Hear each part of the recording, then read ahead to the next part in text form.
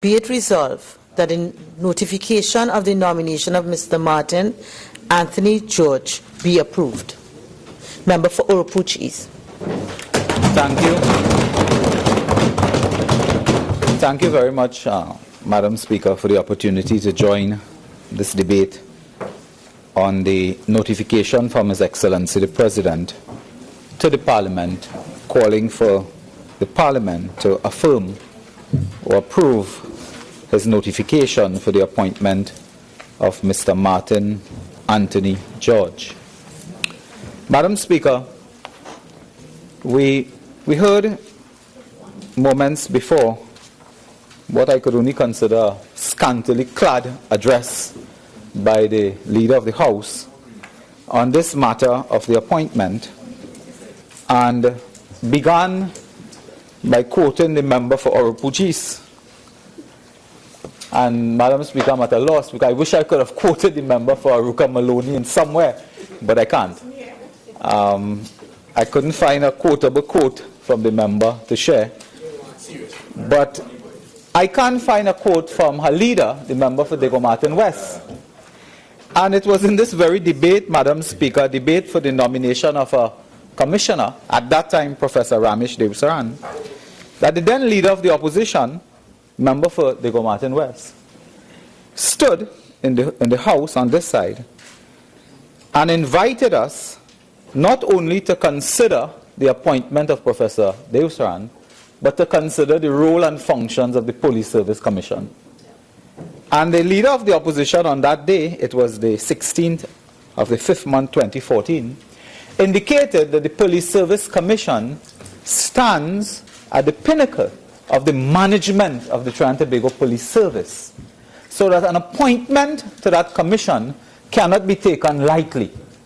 And therefore, the Parliament, in reflecting on an appointee, ought to also reflect on the Police Service Commission, the role that this person is being asked to perform. So it is not a matter that we can come here and just read the CV, which has already a returning appointee, a CV that some of us would be familiar with, given the person's participation at this level over the years. Madam Speaker, the leader of the opposition then had this to say, and I quote from his speech. So I am quoting someone. I quote, "I, along with the rest of the population of Trinidad and Tobago," and this is 2014, "have never been more insecure within our borders. The streets have never been more insecure.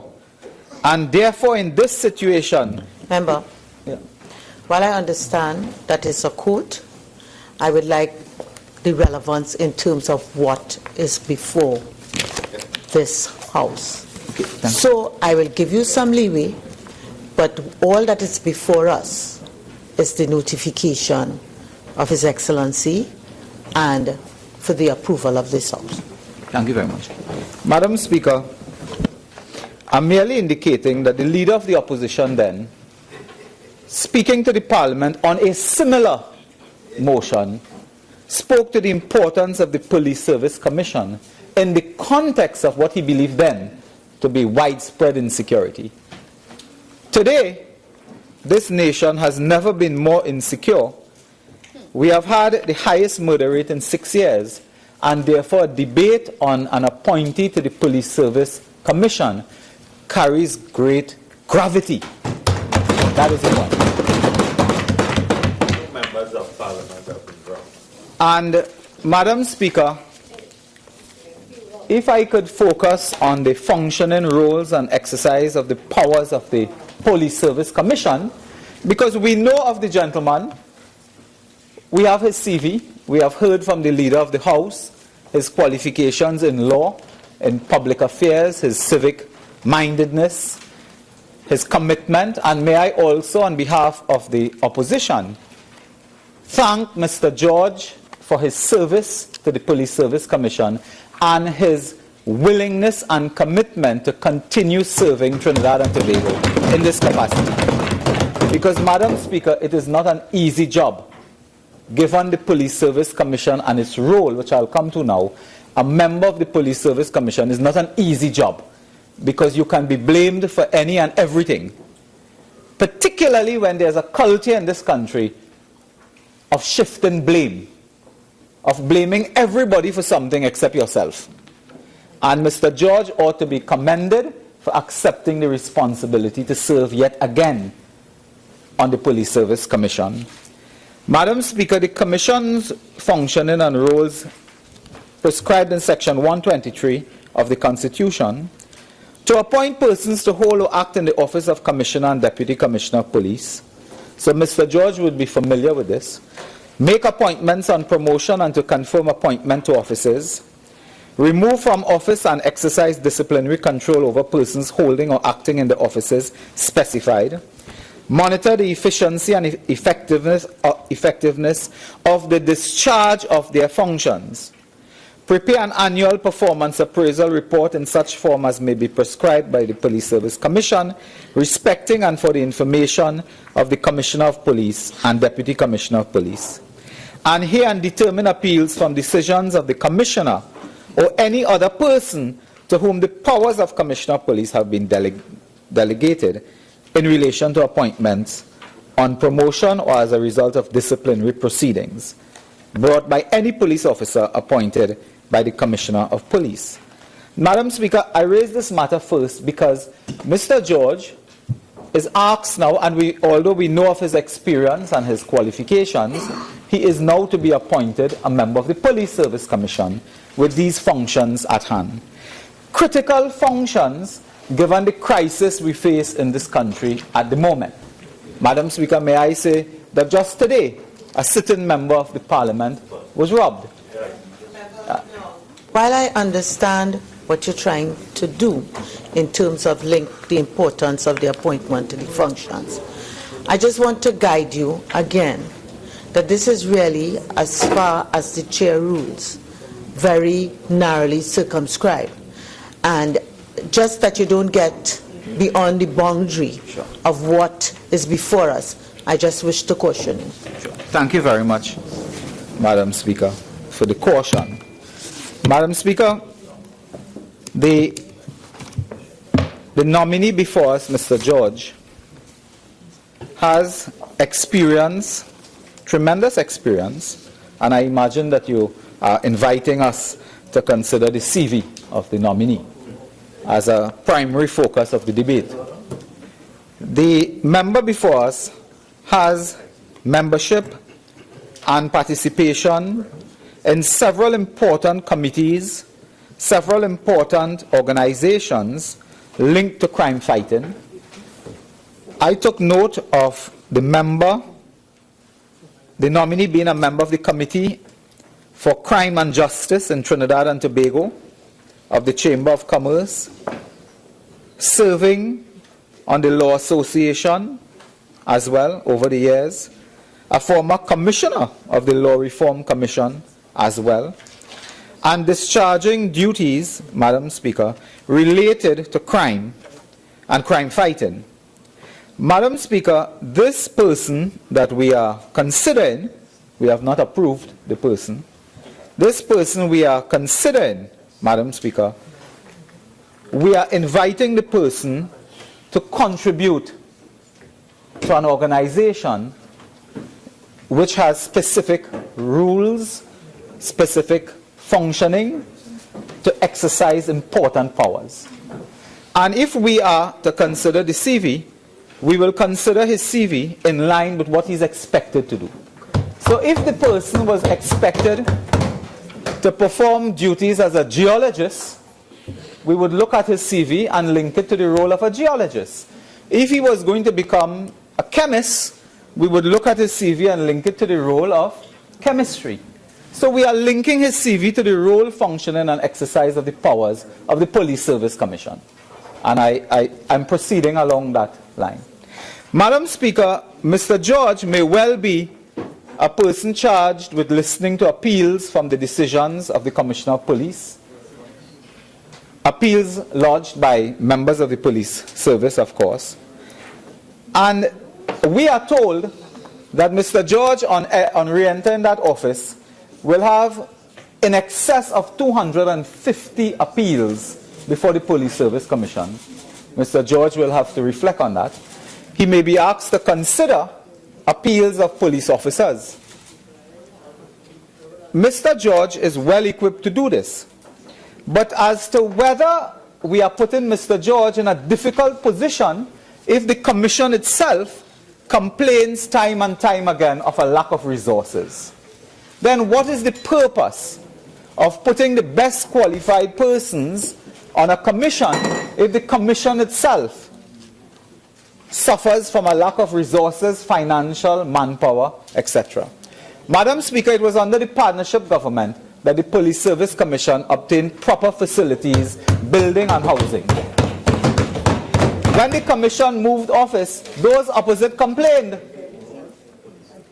Now this is where Mr. George is expected to serve, in office. They complained, but the Police Service Commission, when based in Port of Spain, they were in a situation where persons like Mr. George refused to go to the office in fear of crime in Port of Spain, where they were previously located. It fell to the partnership government to relocate the office of the Police Service Commission. Then Mr. George and others could go to that office. Then, Current position, now you're talking historically. Madam Speaker, from the reports which I would like to quote, we have a problem as it relates to resources of the Commission. And Mr. George, for him to do his work clearly with his qualifications, I will not display this, Madam Speaker, I don't have the authority to do that. So I will hold it to. But, yeah. So for the Commissioner to do his work, Madam Speaker, there's nothing. Madam Speaker, for Mr. George to do his work, we must be clear that we are not throwing Mr. George on the deep end of the pool, Madam Speaker. Without resources, without manpower, without financial resources, without newspapers to begin with, and expect that this qualified person will perform. So 250 appeals remain. Madam Speaker, we may have more appeals coming because the data I gave you is data from 2015. We may have more appeals coming because the Commissioner of Police now is warned to make more decisions. But Madam Speaker, the Police Service Commission plays another critical role. And it is the government of this day that made a commitment on entering office. They actually had a matter related to the Police Service Commission and related to the work of Mr. George. They raised a matter related to the appointment of the Police Service Commission. Madam Speaker, I rise on the standing order of relevance. Madam Speaker, the member is obviously trying to widen this debate, and the debate is very specific, Madam Speaker. It is to confirm the nomination as given by the President. Make a speech.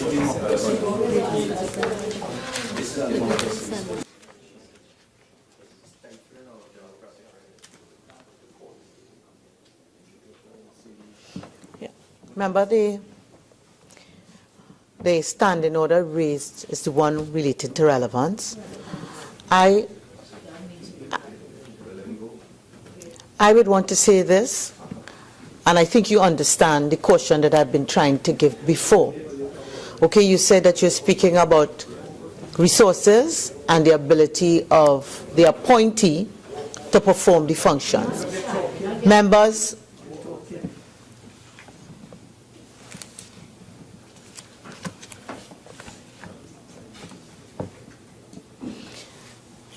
having regard to what I've outlined from the beginning, I'm going to ask you, I've given you some leeway, but I'm asking you to be very cautious in terms of the nature of the motion that is before us.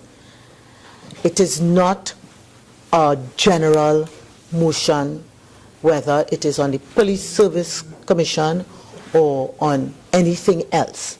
It is as far as the appointee and the notification which we have been given, so that while I think you have the opportunity to speak and to contribute, I'd ask you to keep in mind what is before this chamber. Speaker. Madam Speaker, with your leave, I propose to continue to link the appointee, Mr. George, to the role he's expected to play. Is that permitted? No.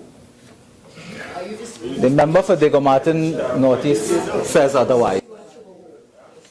Member for Diego Martin Northeast, I accept your apology, but what I would caution is that all members try to keep their opinions from reaching the chair, and that you contain crosstalk. It is not allowed. Continue, member. Forward, please. Much, Madam Speaker. So, Madam Speaker, our nominee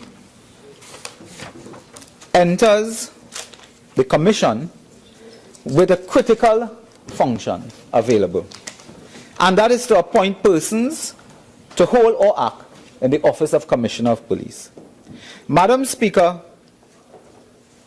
the government indicated earlier their support of the nominee. I think that was clear. The government also indicated earlier their support of the Police Service Commission. So I'm now responding to the issue raised by the Leader of the House. The Leader of the House indicated that they support the Police Service Commission in the conduct of its work. They did indicate that. And they support, of course, the nominee, Mr. Martin George.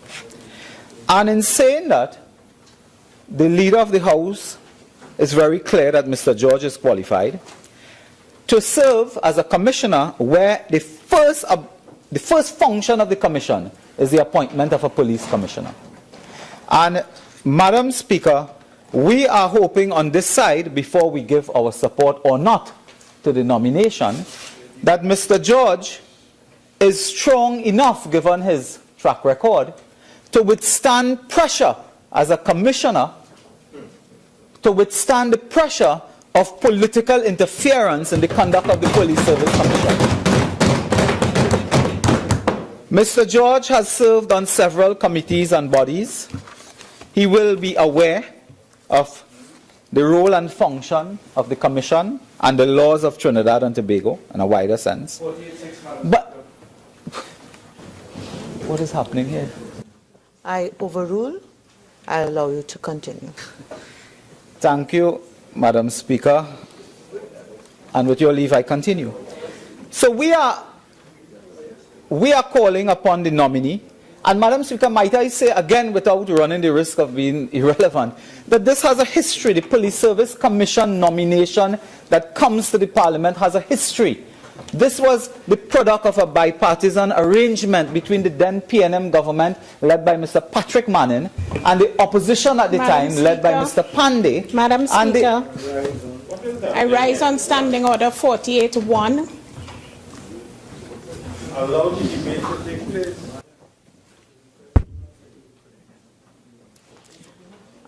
Leader, I will allow the member some leeway in that I think he's setting a sort of context. I will allow him some leeway because we are in the presentation, reference was made to the Police Service Commission and its constitutional rules. I will allow him some leeway in terms of the context I see that he's trying to build. Please proceed. Thank you very much, Madam Speaker. Tell my colleagues opposite, if they have somewhere else to go, you can go. If you have something else to do, you can do it. But, Madam Speaker, they are... ourselves to the debate. I have ruled. Let's confine ourselves to debate, please. Thank you, Madam Speaker. Thank you. It's just I'm becoming fed up of the interruptions. Madam Speaker, so the appointment of the Commissioner of Police and the appointment of the Commissioner linked to the role, and this came about because at that time, 2006 or thereabout, it was felt that we should break the mold that existed since independence of a Prime Minister having a veto power over the appointment of a Commissioner of Police. And that veto was transferred effectively to the Parliament. And we were trying to model ourselves at that time.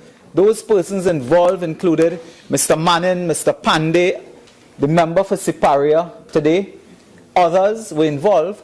And we were trying to create a model akin to the American congressional model, where persons go to the American Congress for a congressional hearing to be appointed, a nomination hearing.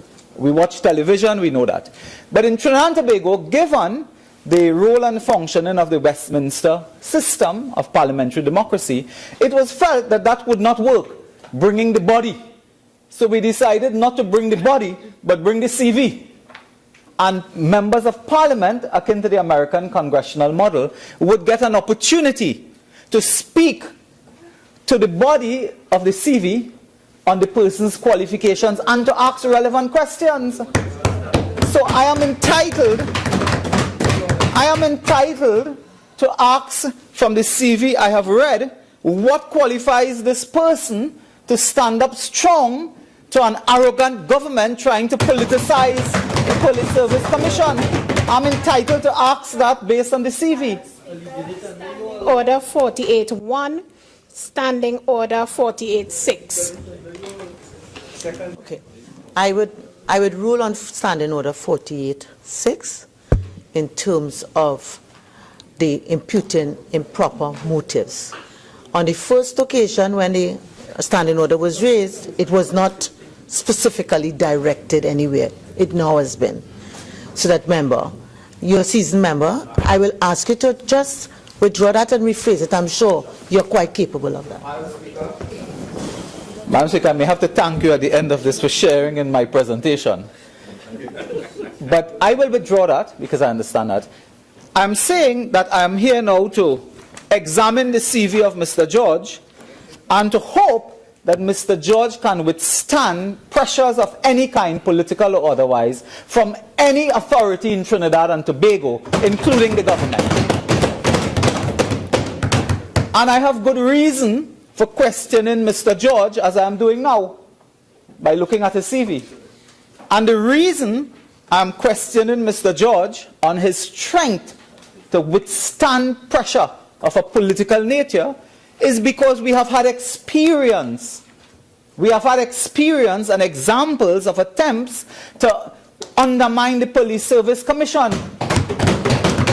And had Mr. George been in front of me sitting here on a chair, as they do in America, I would have said, Mr. George, are you prepared to tell this House that you will withstand pressure of any kind from any authority to politicize and undermine the functioning of the Police Service Commission? I am asking him now, on the basis of his CV. And he would say, I am sure he would say yes. He would say yes. And I would ask him again, if I had him in front of me, would you have supported an attempt to illegally change the procedure for appointing a police commissioner, which the court rejected and ruled as illegal? Madam Mr. George, Speaker, would you have done that? Madam Speaker, Standing Order 48.6.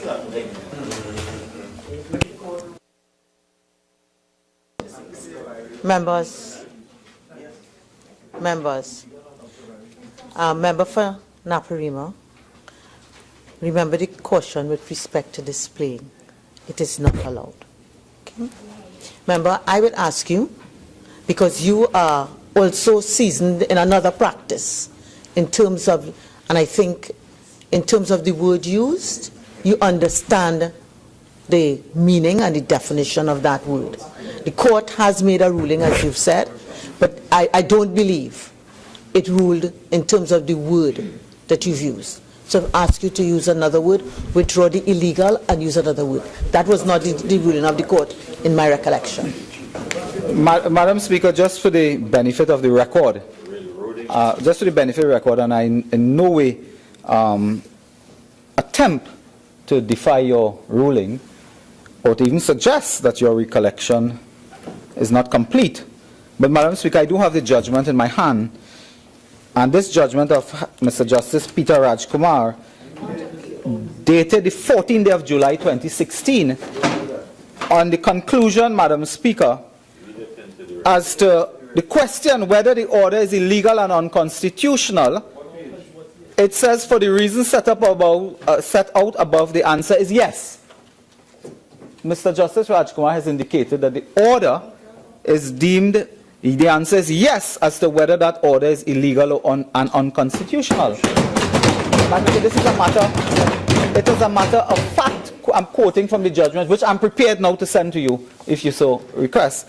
On the matter, Madam Speaker, whether the order of the worthy Attorney General infringed the constitutional jurisdiction of the Police Service Commission, which you, Mr. George, must now defend, as to whether it infringes on the constitutional jurisdiction of the Police Service Commission, which Mr. George must now defend, for reasons set out above, the answer is yes. What page? I'm looking. You don't know the judgment. This was your first act that was proven to be illegal. Madam Speaker, page 48 of 51. And the Attorney General, I am sure if he wishes, and he always wishes to talk, will contribute. Didn't contribute anything in the court, but he can contribute here. So, Madam Speaker, it is not my intention to quote an entire judgment for you. I have it in my hand. It's 51 pages, of course. But I'm saying that according to this judgment, the High Court ruled it was not appealed. The High Court ruled that an order emanating from the executive infringed the constitutional jurisdiction of the Martin George to be Commissioner of Police Service Commission. The ruling is saying that the executive, by order, issued an order that is illegal and unconstitutional as far as it relates to the Police Service Commission, of which you, Mr. George, will now become a commissioner if approved today. And we must be satisfied that all commissioners, including the one we are examining today, because we are examining him in his absence through his CV, we must be convinced that he can withstand the pressure of an executive. Madam Speaker, But Standing Order 48-1.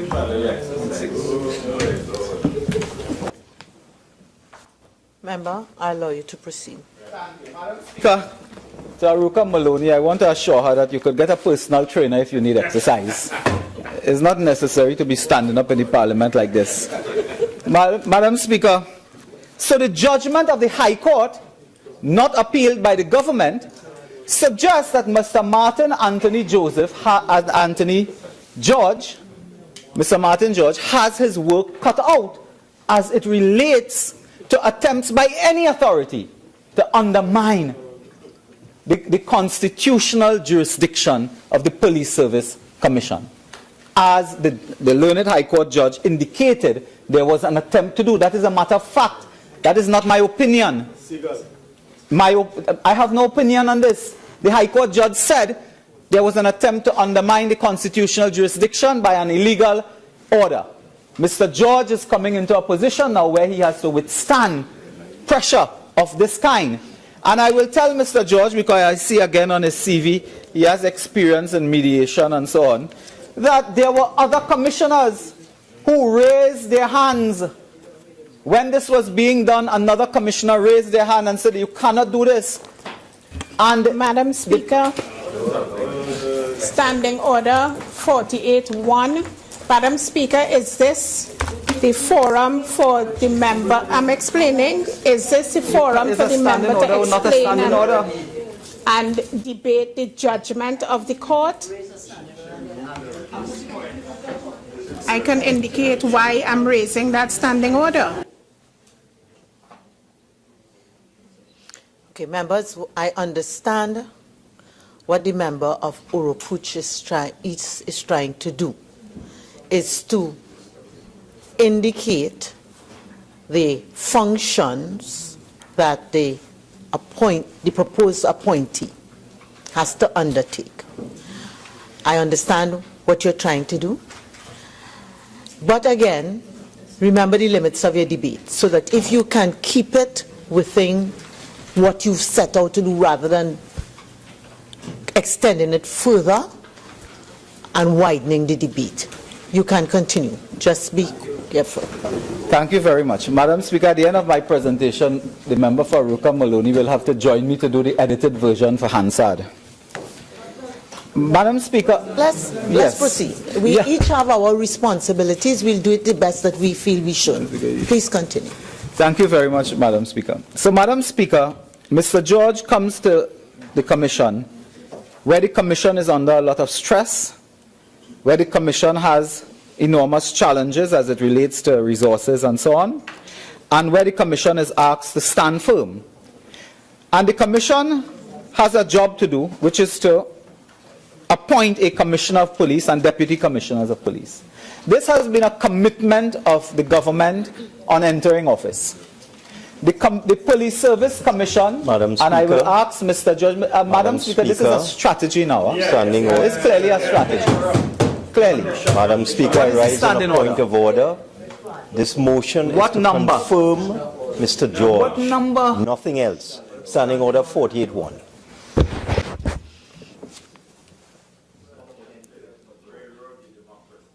Members.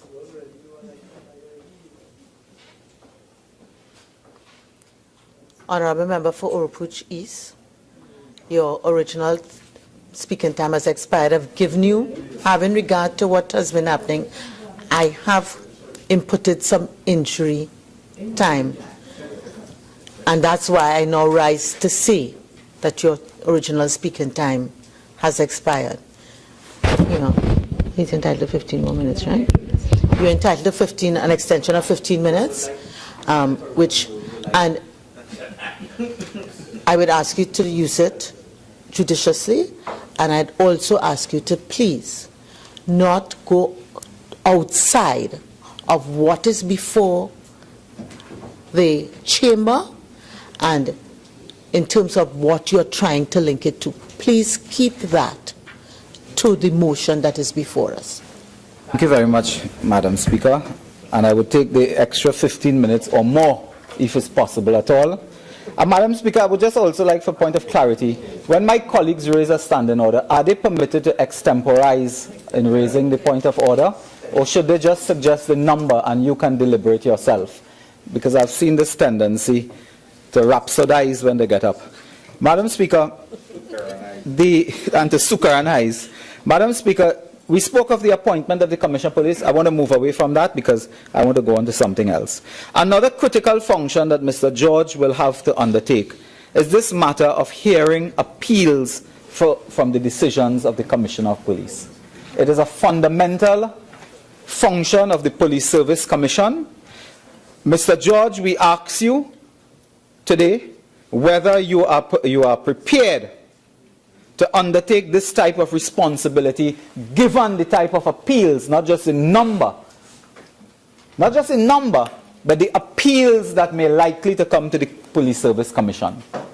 It requires enormous consideration, enormous time, independence, neutrality, for which Mr. George is telling us by his acceptance of this offer that he is prepared to undertake.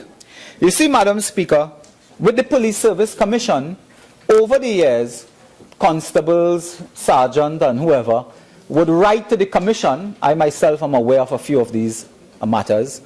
Would write to the Commission and file a complaint for which a commissioner like Mr. George would get involved to hear the complaint of a constable, sergeant, and so on.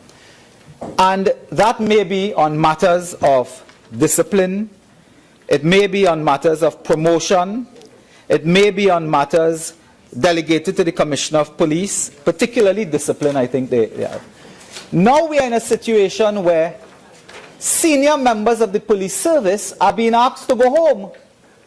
And it may well be that the Police Service Commission and Mr. George could be asked upon Madam Speaker, Standing Order 48-1.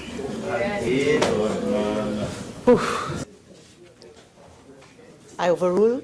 Member for Oropouche, based on where you're going, I hope you relate it to what is before us. Madam Speaker, let me go back to the Toastmasters Club. I think they're very comfortable. That if I stay with the Toastmasters Club and the Rifle Association, And is the Boy Scout here? Yes. A newspaper columnist for the Tobago News. You all are happy with that? Right. So, Madam Speaker, the type of appeals are very serious. And I am asking now whether there's a connection between those senior police officers going to the diplomatic center summoned by the Prime Minister and two being fired by the Commissioner of Police. And whether Mr. George, they all stood. Oh Lord.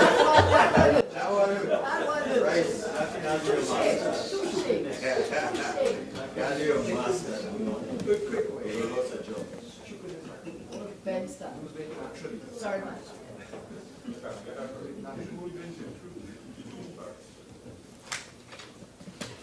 I now have to rule that you have breached Standing Order 48.6. Before the bench stood up, I was on my legs. Okay? So that I would ask you to withdraw that, and please, again, be also minded about relevance and come back to the debate. I withdraw the question I asked of the government. I withdraw the question. Madam Speaker, another major function that Mr. George will have to participate in, and this is where I have a difficulty with the CV, because we have not yet come to the point whether we support or not. When I look at this CV, Madam Speaker, let me go back to the comfort of the CV. We see Vice President of Tobago Lawyers, former member of the Ken Gordon-led Prime Minister's Anti-Crime Committee, member of the Port of Spain Rotary Club. But, Madam Speaker, I am not sure with these memberships and so on, whether Mr. George, and if he was here I would ask him, whether he has the qualification to participate at a high level in matters involving the preparation of annual performance appraisal reports. Because as you know, one of the key functions of the Police Service Commission is to undertake annual performance appraisal reports of the Police Service Commission. Nothing, I dare say, in the CV, and I hope I'm looking at the same CV as everybody else, it's a 2-page document supplied to us. Nothing tells us about any qualification in that area of performance appraisal. And if you are to participate in a performance appraisal of the Commissioner of Police, the Commissioner fired 2 people for lack of performance. Is Mr. George prepared to say that he will support the Police Service Commission to fire the Commissioner of Police for lack of performance as well, because the national data is as bad as the divisional data? And the Police Service Commission, in undertaking their annual performance appraisal, Mr. George and others will have to come to a conclusion as to whether or not the current Commissioner of Police has satisfied the expectations on him. Because as the member for Diego Martin West reminded us, the Police Service Commission stands at the pinnacle of management. And the Police Service Commission and Mr. George would have the responsibility to appraise the work, the effectiveness, the efficiency of the Commissioner of Police and his Deputy Commissioners of Police. And when they do that, they will look, Madam Speaker, to crime statistics, I imagine, to other indicators of performance. And they're entitled to do that, as the Commissioner is entitled to look at his own divisions and so on. But to Mr. George, I would like to tell him now, this Mr. George, of whose 2-page CV I have in my hand, that in undertaking an appraisal of the Commissioner and Deputy Commissioner, pursuant to Section 122 of the Constitution, in undertaking that appraisal, I would ask Mr. George, if he was seated here, are you prepared to ensure that fairness and natural justice apply to any decision to give a report on a Commissioner of Police? As I am sure the Commissioner of Police will answer eventually as to whether he is fair and he has acted according to the tenets of natural justice. And Mr. George, in doing the appraisal of the Commissioner of Police, need to apply those elements. They need to apply those elements. Because, Madam Speaker, as I said earlier, and that part they didn't object to, as I said earlier, there is a tendency in this country to shift the blame. And Mr. George, you must take responsibility. Mr. Martin Anthony George, you must take responsibility as a member of the commission, pursuant to the objectives of the commission, and do not try to shift the blame. We don't want a situation where Mr. George and others at the commission blaming somebody else for their lack of efficiency and effectiveness in managing the Commissioner of Police and Deputy Commissioners. We do not want a situation where they pass the buck, because that is part of our culture in this country. A culture where someone who may sit as the head of national security blame the police blame the law.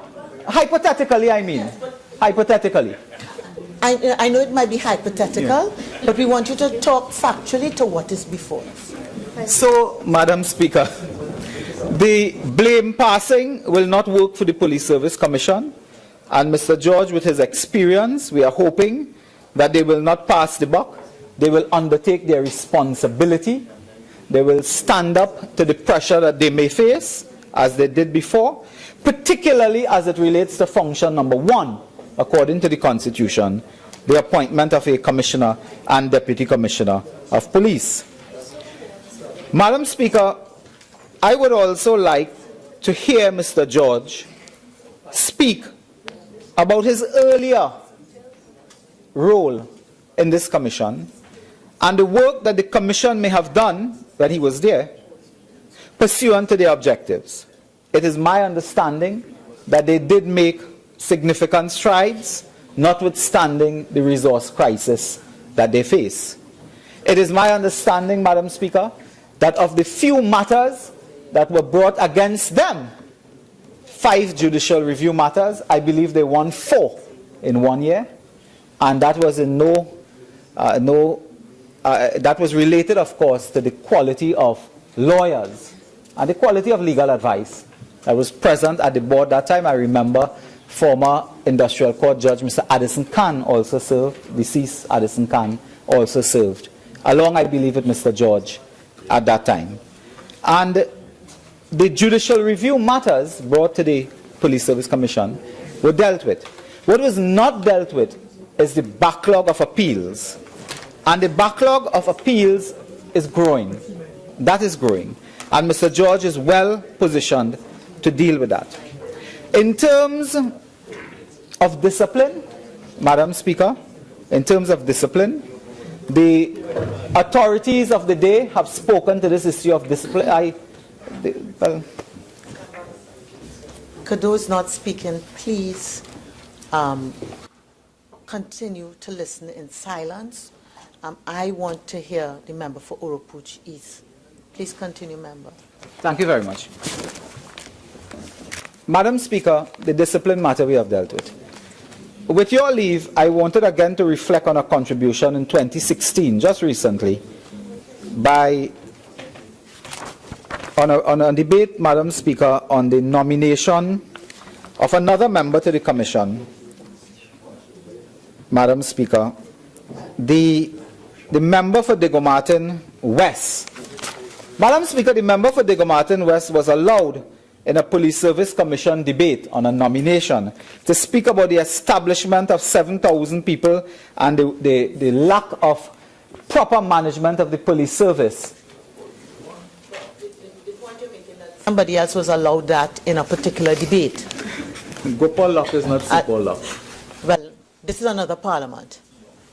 Thank you very much. So, Madam Speaker, unlike the member for Diego Martin West, I will not be permitted to raise matters relating to the police service and the work of the Police Service Commission in discussing a nomination. Now, while you say that tongue-in-cheek, I really don't think that's what you mean. No, I don't mean that. Okay. It wasn't tongue-in-cheek at all. All right. Yeah. Madam Speaker, in the few minutes I have left, Madam Speaker, I would like to call upon Mr. George now, Madam Speaker, given his resume. And Madam Speaker, I want to tell you, I personally was not satisfied with this resume. I personally was not satisfied with the resume. And given his clear experience and practical knowledge, clearly, 18 years experience and so on, I am sure that the nominee will make a contribution. He has served before. We thank him for his service then and for his service now. But the biggest problem facing us now, Madam Speaker, is crime and insecurity. The Police Service Commission plays a critical role in managing the very top of the police service. If the Police Service Commission collapses, that is it. That is it. Everything else goes. But, Madam Speaker, above the Police Service Commission, there are other entities that are responsible. And today I ask whether they are prepared to take responsibility for what has happened. We are talking about the notification of the nomination of Mr. George to the Police Service Commission. Please Thank you, Madam. confine yourself Yeah, to that. thank you, Madam Speaker. So, Madam Speaker, the qualifications are intact. The bio-sketch we have been furnished with speaks to education and so on, and some, I think, major cases that the person had been involved in. But the person will not be involved in any more or any bigger major case than the case before the Police Service Commission now, involving disciplinary action. Madam Speaker, the Commissioner will have no bigger task than to assess the conduct of the Commissioner of Police, the performance, monitor. That's part of the remit of the Police Service Commission. And in assessing and monitoring the conduct, the actions of the Commissioner of Police, Mr. George will have to ask himself important questions. Whether or not the Police Service Commission has satisfied its mandate to be part of the management, of the crime fighting strategy of Trinidad and Tobago. You see, Madam Speaker, we believe in this country that only divisional heads of police responsible for crime. This is why, hypothetically, we summon them. But it is not them alone. It is the Police Service Commission, by virtue of their work. It is not the Police Service Commission, it is others, which I will not raise in mortal fear of 6 people opposite standing up. Madam Speaker, the Police Service Commission cannot act by itself. It needs the cooperation of a government. It needs the cooperation of the Police Commissioner and his deputy commissioners. Your speaking time has expired, member.